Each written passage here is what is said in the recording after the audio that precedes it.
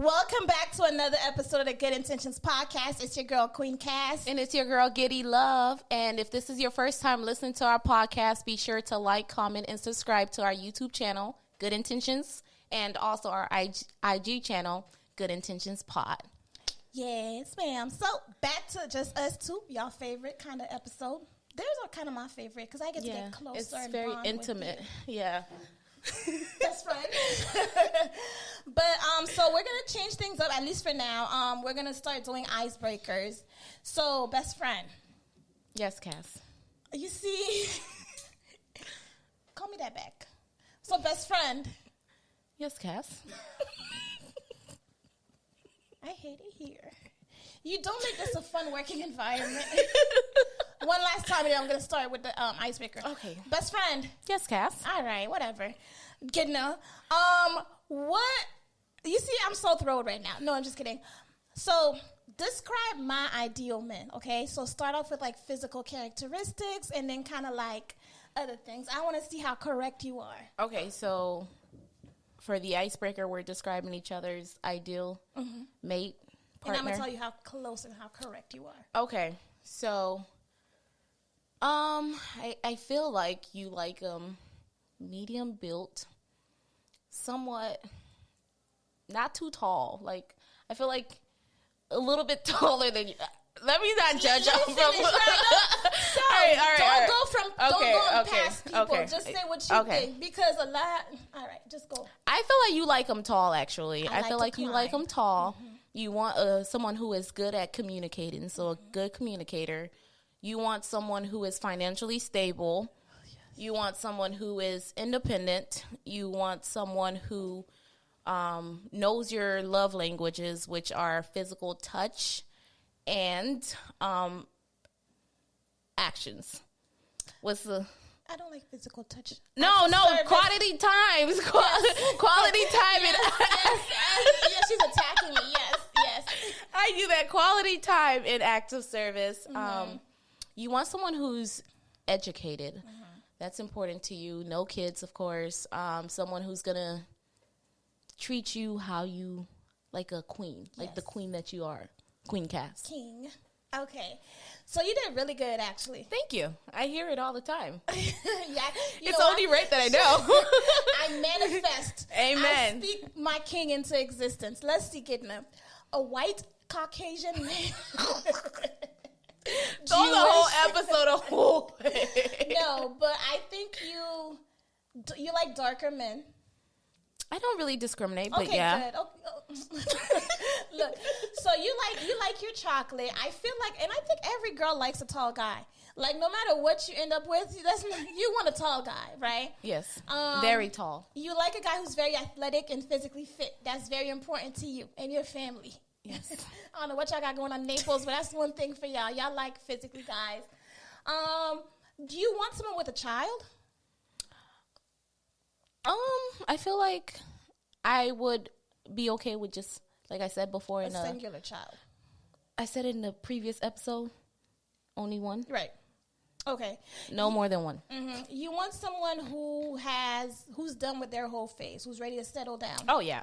You're looking to get married, so you're looking for someone who can build and grow with you. So, like, as far as investing in the house, you want someone who's up to par, if not even more educated on that than you, because you're seeking a master, someone who's educated as well. You want someone who's able to have intellectual conversations with you. Someone who's romantic. Gina loves the gay shit, so she likes all that. Words of affirmation are her love language, so she needs that too. What else? What am I missing? Religious, someone who is, I think, at least spiritual. You want someone spiritual. And then someone who's going to put her on game, who's going to expand her horizons the way she's comfortable with. That's good. That was a nice way of putting it, yes. I know. We did good. Yeah. And it's crazy because our guys are very similar. You need to stay out my lane is what you need. I'm just kidding. Yo, take her. I'm just getting started. Take her. But it just shows how me and Gidna really have, like, the same kind of mindset when it comes to dating, because we have very similar, like, characteristics and, like, deal breakers. We should talk about our deal breaker. Go ahead. It's not too late. Okay, so, like you said, for me, a deal breaker would be someone with kids, only because I don't have a child right now, and I don't... And that's fair. Right. If I had a child, things would be different. I know a deal breaker for you would be someone who's not financially stable. Oh, Jesus, yes. And that to me too, just because we're moving on up, and I'm looking to more and more to settle down with. So anyone who's not like ambitious, has goals, we're not working on their careers or like making a path for themselves. Yeah. No, I'm not. Once again, we talked about that on the Building a Nigga episode. I just feel like I have way too much going on right now. Like, if you're not gonna add to what I have going on, what do I need you for? What, you're not bringing substance to my life, so I can do bad by myself. You know, right. I agree. Good job. I'm proud of you. So you gonna give me some Prada because you're proud of me? I'll be waiting. All right. So since we talked about ideal mates, what would be your ideal first date? Good question. I really like the simple stuff, honestly and truly. So, like, for me, an ideal first date, let's say, I like Shooters restaurants. So, Shooters waterfront, we could do that, and then probably For brunch? Or dinner. Okay. That's fine. And then probably go to the beach afterwards. I love the beach. It's so serene, and I just love being by the water. I won't go in the water, but I love the beach. Like, I really do. I know how to swim, but I really have a terrible fear of the ocean water. No. Like, I don't. I think for me, my ideal first date would be, I'm very competitive. I message games, I take very seriously. I do too. Like, when I lose, I be screaming, like, high key. So something like Dave and Buster's or other arcades, something like that when there's drinks. Y'all know I like my drinks. So very laid back. What's wrong with that? I wasn't judging. Oh. I was not judging at all. I was do very want to laid be like back. very comfortable, laid back. I can talk shit. That's one of my favorite. So let me tell you, I'll put y'all on games, okay? How to slide in a DM or something like that. So ask who wants to play iMessage games, or you post it on your story, or a guy you like post on their story. You reply with your phone number. Cool, right? And then you play the game. Like, my game of choice is Connect 4. I'm a beast at Connect 4. Me too. So what you do is you let them win the first game. I know. You let them win the first game, and then you're like, oh, my gosh, aw, yikes. We should play for something, right? Like, what are we going to play for? And it's like, if I win, you're going to take me out on a date, right? Or if you lose, whatever it is. And the next two, you just win, and then boom. I did that. How'd that go? I ended up purchasing Chick-fil-A for the guy. Okay, so you lost. I did. All right, the key is to not lose.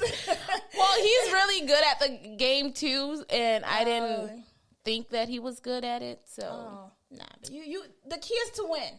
But yeah, so something along those lines, and then we're drinking, we're eating, and then we just start talking, and then I like the beach too, so maybe ice cream on the beach. I like dessert. Oh, thank you.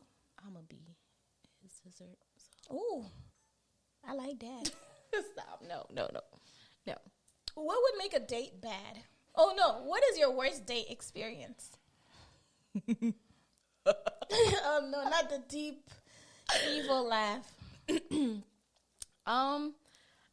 More recently is the one that I was telling you about. Tell the people. That one was really bad, simply because we ended up not going on a date, but I ended up going on a date with somebody else because I was already ready and dressed and whatnot. But I was really looking forward to that date with that particular person, but something happened, unforeseen circumstances, to say the least, yeah. And that's all you have to say? What, you trying to get more details? Yes. Why are you so nosy? You already know. The people don't need to know. Okay. Well, here I go. Go ahead. Boom, freshman year. So freshman year, I was so young and naive, right? And I was talking to an older guy, and he's like, oh, get ready. I'm going to take you on a date. I was like, okay, cool. But I didn't have no date outfit, right? Because once again, I'm a freshman. I don't know better. Right. So I asked my homegirl, let me borrow an outfit and some heels so I could show up and be cute. Yo, I wish I had a picture of what I wore. Oh my God. You can describe it. Look at you. You know all these details. Look. It was embarrassing for me. He didn't do nothing wrong, but I had on this like tube dress. Like I was going to the club. It was barely covering my butt. And mind you, I was real skinny at the time. So you know how short that dress had to be. And it was glittery, okay? And then I had on these heels and I couldn't walk in the heels. Was it the little stripper heels that was like popping at the... Yes. Okay. So, and then he took me to Meisner, to a fancy restaurant on Meisner, and I didn't like none of the food. So guess what I got, y'all? I got fried shrimp. You know what I hate about first dates, though? Like, do you eat on your first date? Yeah, I'm going to eat. I never eat. Oh, no, I'm going to eat. I never eat. I'm not getting, like, ribs. I'm or not wings. Wings. Yeah. Even pasta, I won't do. So what am I eating? So maybe I don't eat on dates. I don't eat. I be starving because, like, naturally, I pick at my food. Mm-hmm. And when I'm nervous, like, I stutter really bad. Stop. Sorry. I still do now. It's a safe place. But anyways, yeah, I stutter really bad, and I'm just like, I just pick at my food and never eat. And then I get home, I'm like, I'm starving.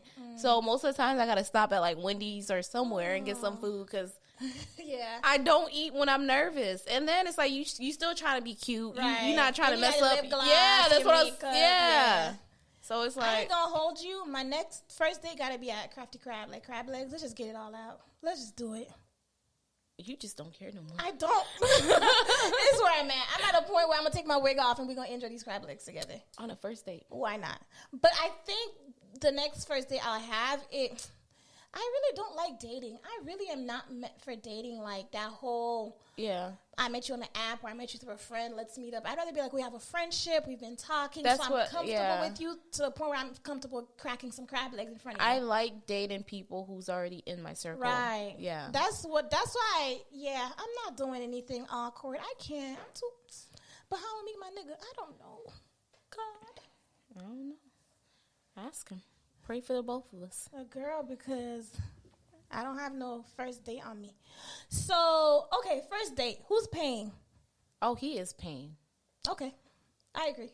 Yeah, there's no ifs, ands, buts about it. He is paying because you're pursuing me. But what if you asked him on a date, or would you not? That's different. I mean, if we have a friendship or we've been talking for a little while before we go on the date, and like you said, the little iMessage games, and you happen to beat me, whatever, so now I owe you a date, I don't mind paying. But if you asking me on a first date, you are expected to pay. So whoever asks pays. Yes. Mm-hmm. But I don't know. I think I ain't gonna hold you. I said the only way that I would pay on a first date is if and it won't be nowhere extravagant either. It's gonna be like Chick-fil-A or something like real cheap where it's like, okay, I'm holding I'm just what's the word I'm looking for? I'm follow, like, you know, you make a bet, so now you got to follow through. Right. I'm paying my debt. Right. Yeah. Mm-hmm. That's the only way. But an official, and that I won't consider that to be a first date. Correct, yeah. But the official first date, you are paying. I get so awkward when the bill comes and it's like, who's paying? Like, because of my past, like, I would just pay. Mm-mm. Just because I just hate the awkwardness. Like, I'd rather just, take my card. But I've had guys who like, no, put that away. That shit's sexy. They're like, no, put that away. Okay, king. I won't take it out for him. Tell me to put it away. I'm not doing that. I ain't gonna hold you. I'm not doing it. But it was a period, like when I first got single, I was like, here.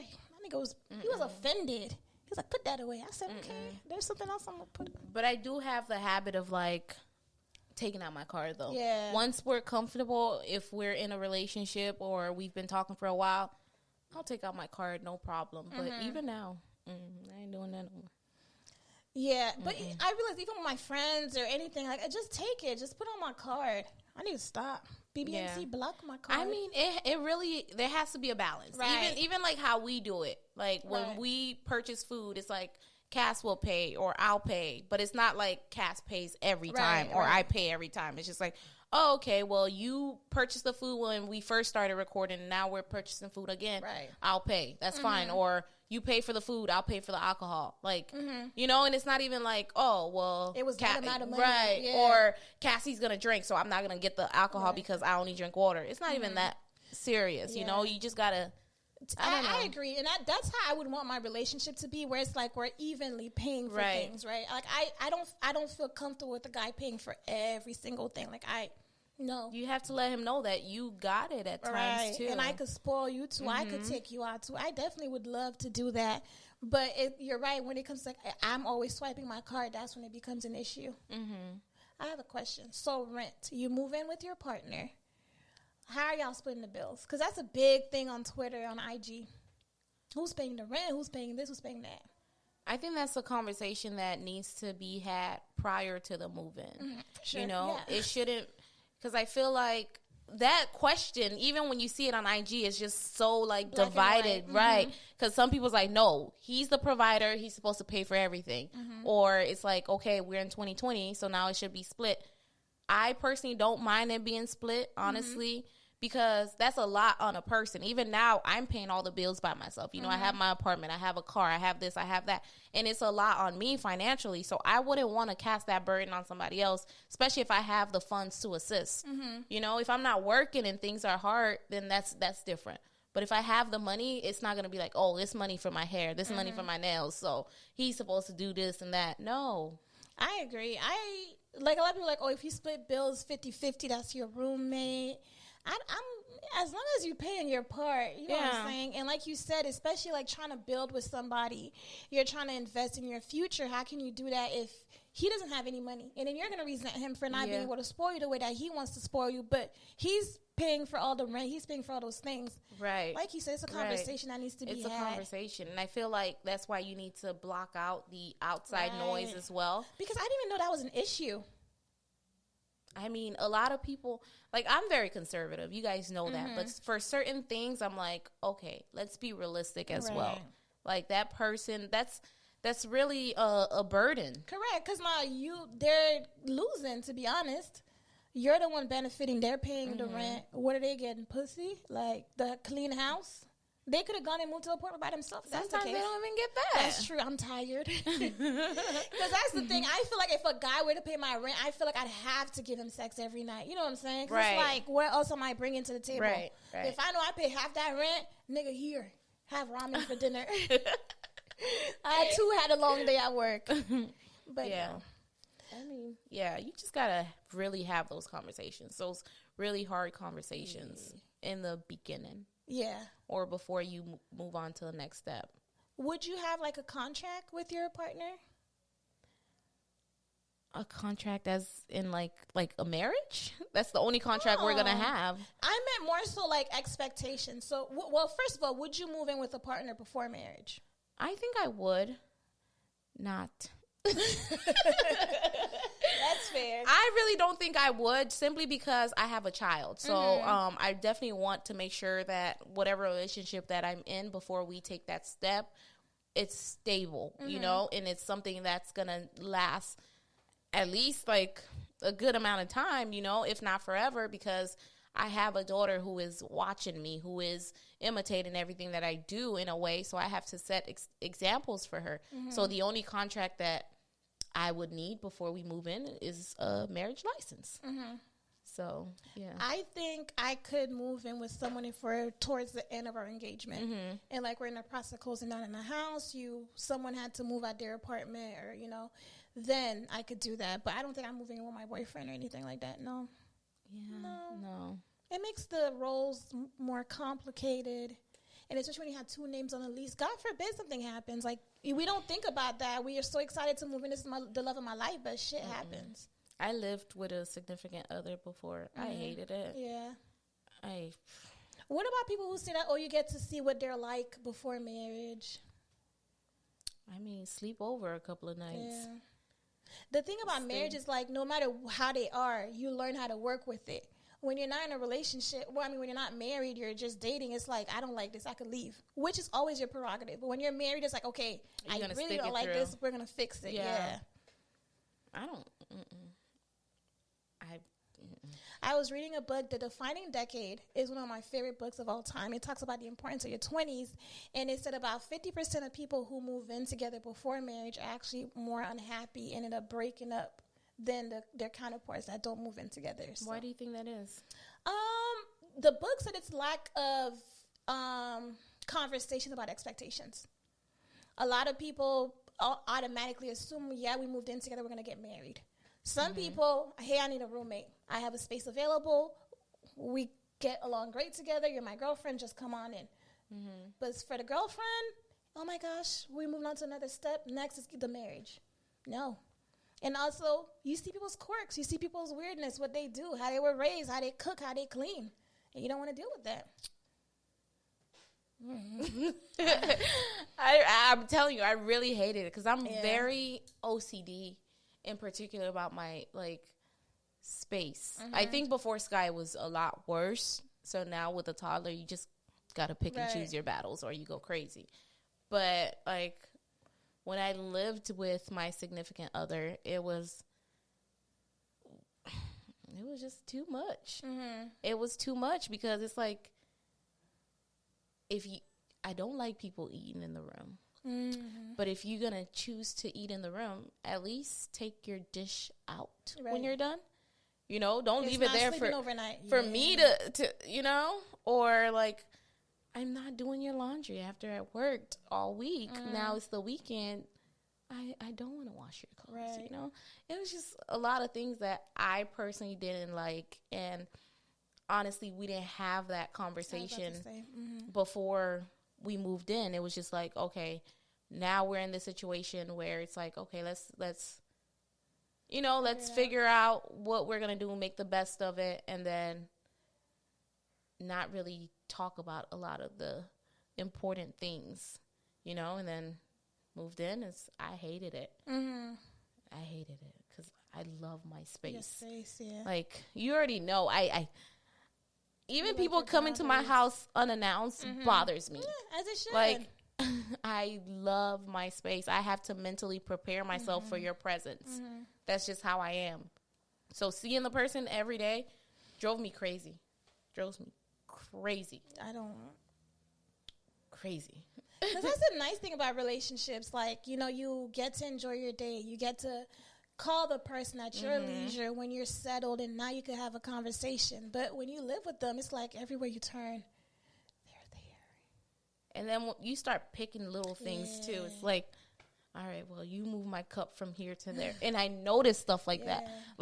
Oh, don't touch my stuff. Yikes, good night. It's really bad. That makes me think about all these couples in quarantine who, usually, sometimes, let's say the husband worked morning, wife worked at night, so they never really, interacted with each other like that. They're going through it. Oh, yeah. It's going to be a quarantine divorce. was, it was beautiful in the beginning, the first, 2 weeks, but now I feel like they're over. Stir crazy. Yeah. Yikes. That's why I don't think I could ever work with my partner either. Oh no, I need a break from you. Even my kids, I don't think I'd want them at the same school as me. No, because I see. Do you want? Would you want Sky at your school?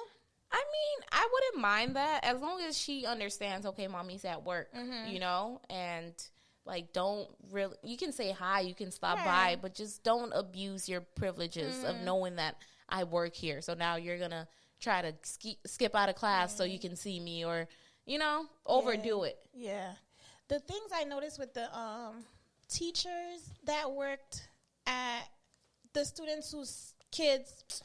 teachers whose kids went to school where they worked at, some handled it very well.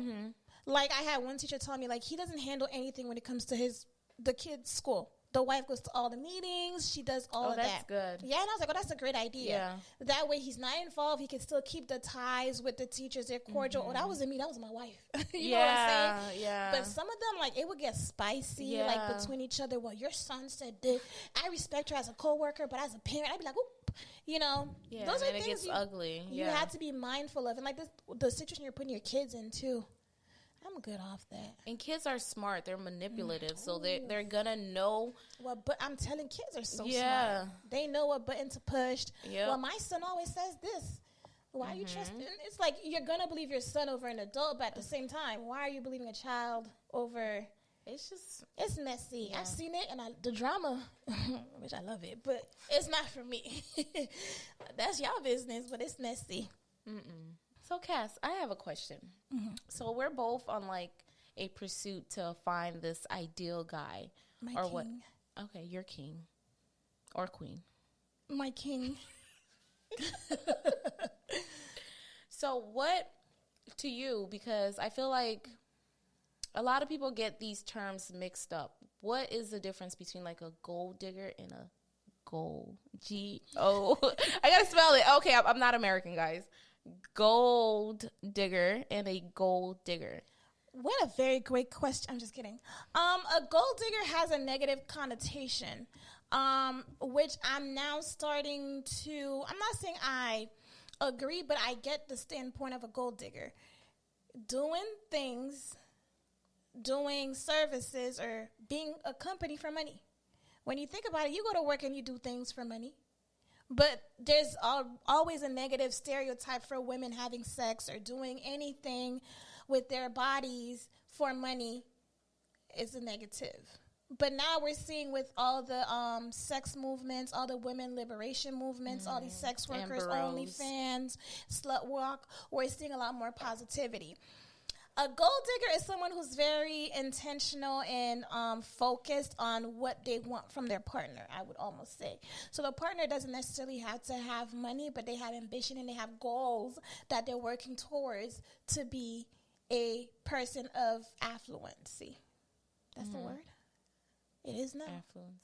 Go ahead. Keep going, because I just made that a word up, and I'm believing, and I'm keeping on going. And it's working. Yes. You sell it till... Thank you. Yes, fake it till you make it. And that's what I'm going to do. I think to me, too, like, I wouldn't say that I'm a gold digger, but you would have to bring something to the table. That's very important. You know, it's pretty much what you said. Like, there's got to be some ambition, you know? Even if you broke, you've got to have a dream, and it's not just to be like a local rapper, you know? There's nothing wrong with that. Nothing wrong with if that's what your dream is or your career path, you know? Right. But it's like, okay, I'm going to be the next Jay-Z, but you can't rap. You don't have the skills. You don't have the work ethics. You don't have what it takes, you know?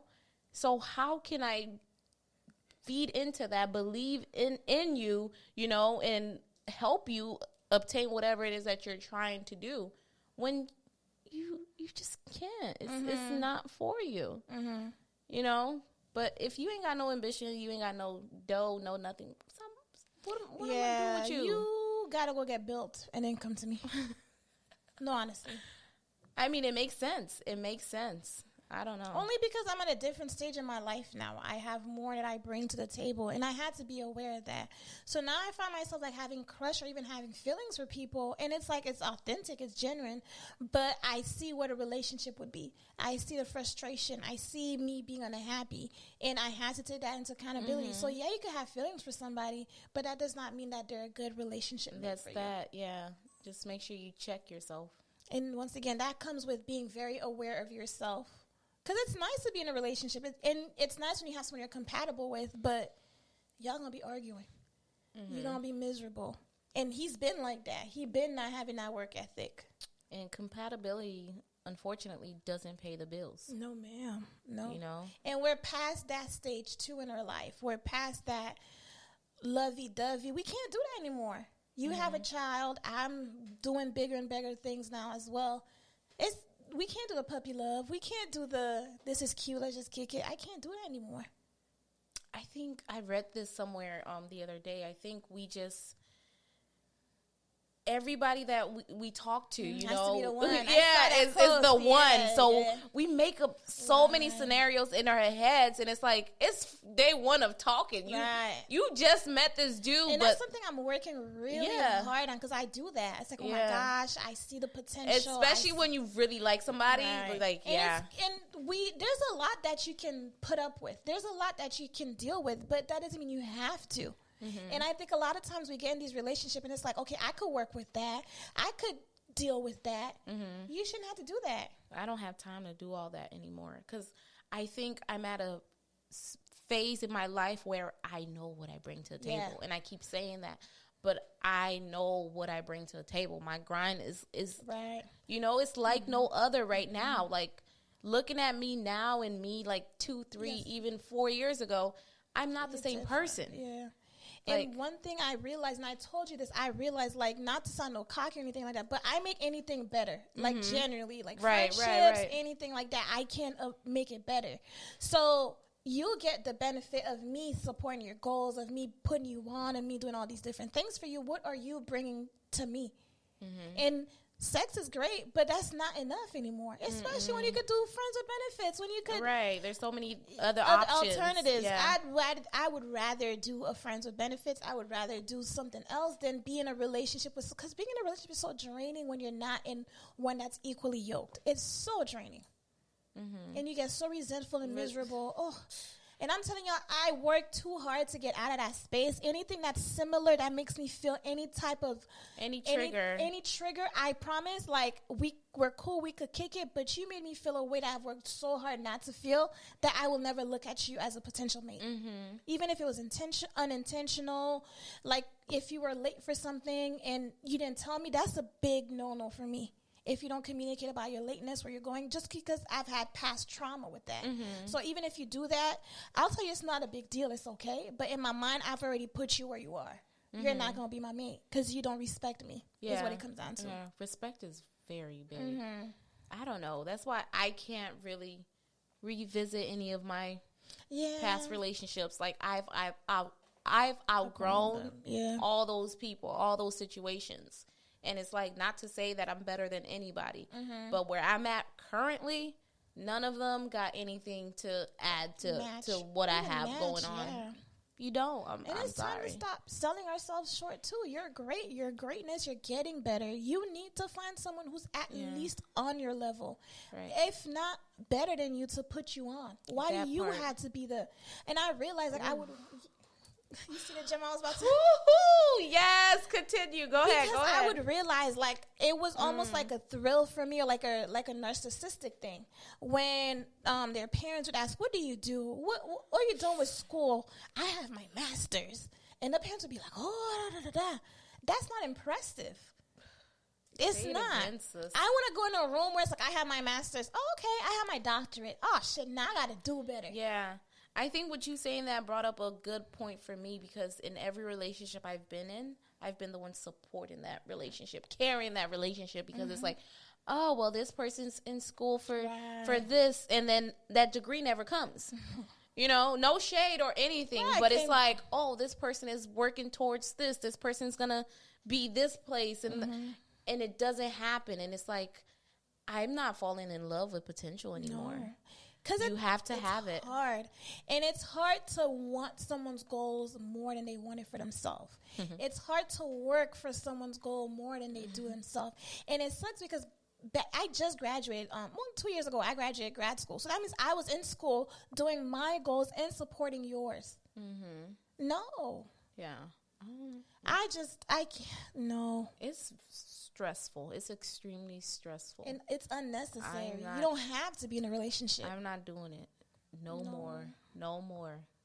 No more. I am not doing it anymore. I'm not either. I just got to let it be known. I'm not either. It's too draining.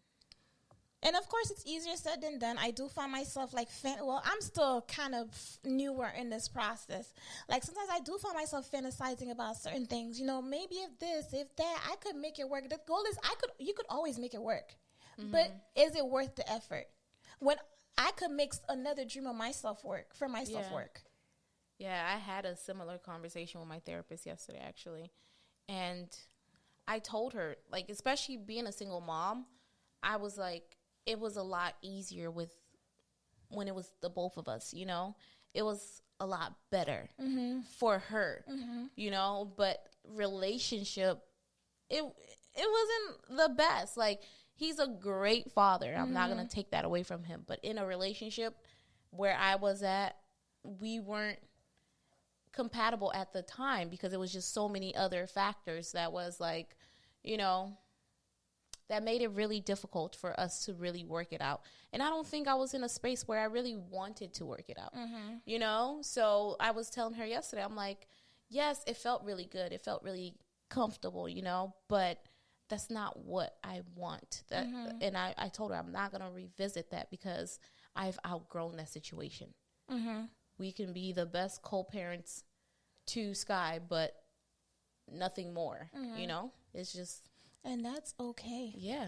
And that's what I had to teach myself because my biggest thing was, you already know this, I never wanted kids. And then when I had kids, when I had Sky, it was just like, oh, I never wanted a blended family. Right.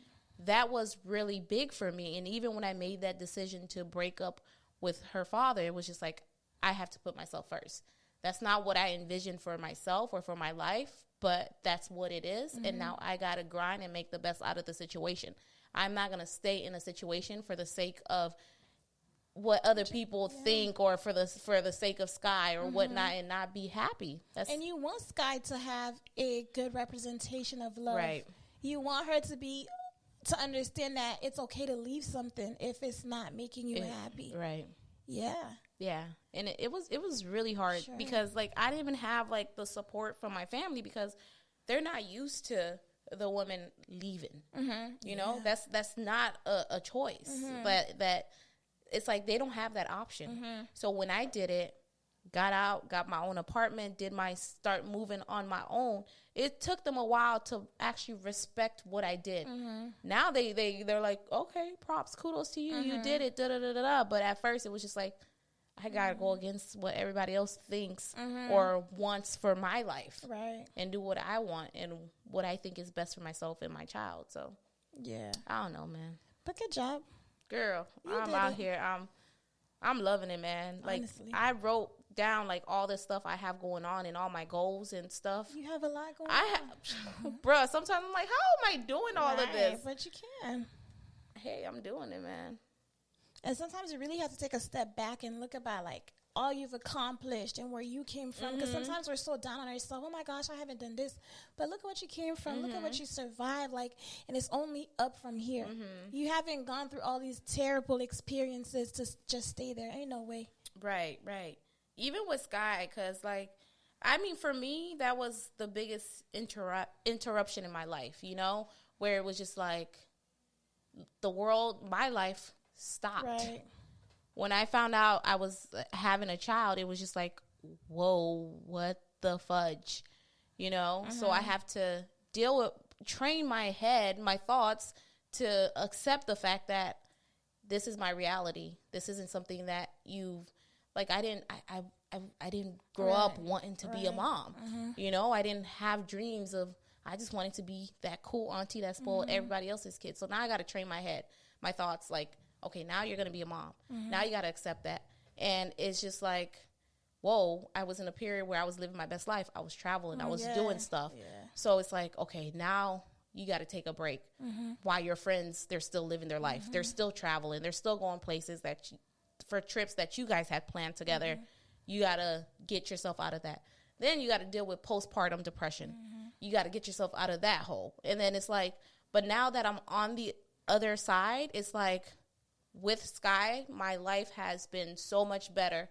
I've been able to accomplish so much more with her here than prior to that. Because I really was like, prior to Sky, what did I have going on? Yes, I had just graduated, but nothing else. Now I'm doing so much stuff that I don't even talk about. You know, a lot of stuff I'm doing behind the scene that people don't even know is going on until after it happens, you know, but she's definitely my drive. I didn't let that situation, like, take over, you know. I didn't let it weigh me down. Like, it's just like, okay, now your life is changing, so you got to go with the flow, you know. So, I don't know, man. I don't even know how we got here. I don't know either. You getting mad emotional time? No, I don't know how we got here, but it was just in my spirit, honestly, though. Like, I really feel like a lot of people just let their circumstance and their situation, like, stop them from progressing. And sometimes it's like your biggest blessing, and it's a blessing in disguise. Correct. Like, literally, this little kid, yo, like, I'm getting real emotional because it's like, She changed your life. She really did. And she's so, like, smart, and just, like, to think that it's a blessing that I could have missed out on, right. you know, or just to be in a space where I'm not happy because it's like I have fear that I'm going to be judged because I'm a single mom, you know? Mm-hmm. So now I'm in a relationship that I don't really, that's not benefiting me. Mm-hmm. You know, it's holding me back. So now it's like, for the sake of stereotypes, you know, you're staying in a situation. It doesn't have to be that way. Mm-hmm. You can really just push and make it out of any situation. Like, yo, aww. For real. I think it's because I had a session yesterday. But, yo, I'm done. Aww. I think we might as well just... For real. Yeah. I'm like done, bro. No, but I liked what she said. Like, I always think about, like, kids were born in the same situation, like a bad home life, you know, and there's one child who goes out and who makes it, you know what I'm saying, who goes to therapy, who finds mentors, who decides to break those curses, and then there's the other child who uses their past as a baggage, as an excuse. Oh, I can't build bonds because I was hurt in my past. Like, you really choose what you do with your situation, because a situation is terrible, but what do you do with it? You could be a victor or a victim. I say all the time, which one, Victor? Which one are you going to be? Like, people are not, because when you get older, people don't give a shit. They don't give a fuck what you went through. And you don't know, people have gone through worse things. Not saying that your thing wasn't bad, but people go through stuff. People are dealing with stuff from their childhood, but they're getting up every day and they're making, not to say that there's not mental health issues, there's not things like that, I get that, but when do you stop using your past as an excuse? When do you stop using your situation that you went through, no matter how hard, how terrible, you're still alive. The fact that you're alive means that you have a brand new day to fix something, and if you don't, then you're using your stuff as an excuse, and I don't want to hear it. It's easy to stay in that mindset. It is to wallow in that pain. And I'm like, you really have to wallow in that pain. You have to. You sit there, you feel it, and you understand, I don't ever want to feel this way again. Yeah. I don't want to ever be in a situation like that. So I'm going to do every single thing I can to never be in that situation. And that's why my mindset, that's why now it's like, I know what I want. Right. And if you're not that, I don't need you, because I know what it's like to not have what I want. Right. And for me, it's like those feelings that I had in my last relationship, anything that's close to feeling insecure, anxious, I'll cut it off. I would rather, by myself, I'll be chilling, just laughing. And then you're not even my man. Yeah. And you come in here like stressing me. I don't think so. Because if you're stressing me now, you're not my nigga. What are you going to do? It's going to be a lot worse. Nah, I would rather just, we could be friends, and then keep it a buck and keep it moving. Yeah, I totally agree. Whew. Yeah, this was very emotional. I literally almost cried. She did. I was waiting for it. I was ready for the cat. I was ready. I just kept, but it was good. No. It's good. Shout out to Sky. For real. My homegirl, my best friend. I think that's enough. It is. I was closing it. Okay. Thank you guys so much for listening to the episode. Don't forget to follow me at QueenCast_X3. And me at GettyLoveJ1. Follow the podcast at Good Intentions Pod. And our YouTube page at Good Intentions. Bye. Toodles.